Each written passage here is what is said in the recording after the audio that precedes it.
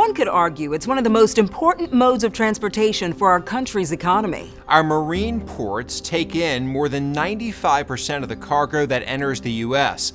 Most of our nation's top ports in total tonnage are concentrated in the southeast and east coast. One of the busiest is the Baltimore Harbor, where on March 26, 2024, catastrophe struck. A fully loaded cargo ship lost power as it headed toward the Francis Scott Key Bridge. 6 construction crew members on the bridge at the time were killed. After the bridge collapsed, cargo ship crews in Savannah, Georgia, reevaluated their safety plan. Reporter Blair Miller joined a crew on deck to reveal how. The beauty of the sea, divided by the beauty of human engineering. Every day, up and down East Coast ports, these huge cargo ships arrive.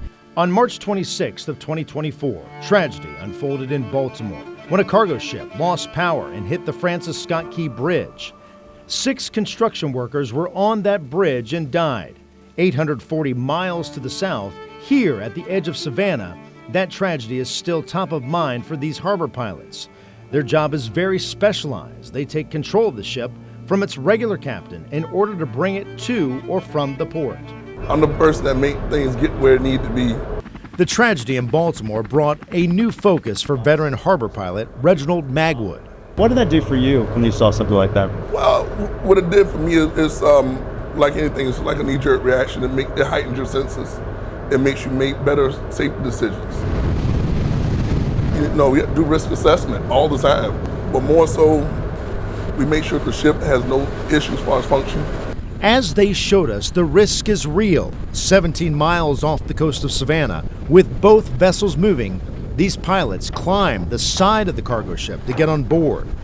Then they navigate the ocean and eventually the winding Savannah River, sometimes for hours, to reach the terminal.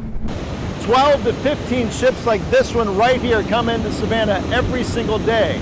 It's the 4th busiest port in the country. It's been like that for 10 to 12 years.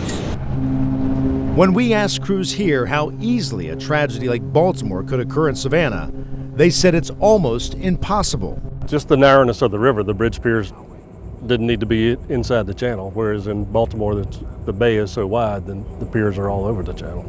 He says the ships would hit the ground in shallow water before even having a chance to hit the Talmadge Bridge.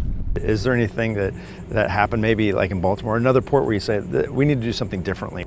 Well, going back to that phone call, their dispatch office had that number available. That's one thing we talked about is who can we call when we have an emergency? Do we have a list to go down we can call?